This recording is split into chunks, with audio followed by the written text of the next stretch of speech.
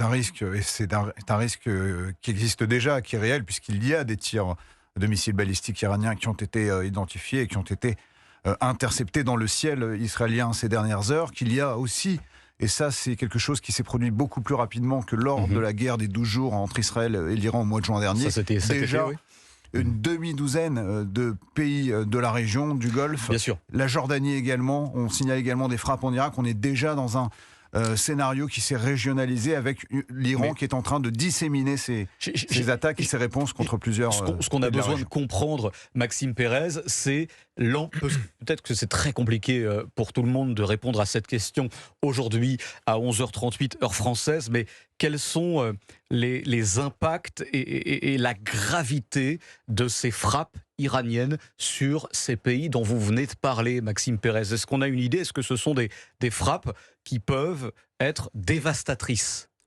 Des missiles balistiques peuvent être dévastateurs s'ils ne sont pas interceptés. Ce sont des missiles avec des ogives de 1000 kilos, potentiellement porteurs d'ogives non conventionnelles. Alors ça, en français, ça veut dire quoi? Moi, ça veut dire potentiellement des produits, des composants chimiques, par exemple, ou des composants hautement inflammables qui permettent de maximiser les dégâts quand il y a... À l'échelle d'un immeuble, de toute façon, ça fait tomber un immeuble, mais en général, des quartiers entiers peuvent être rasés sur un rayon de 300 mètres.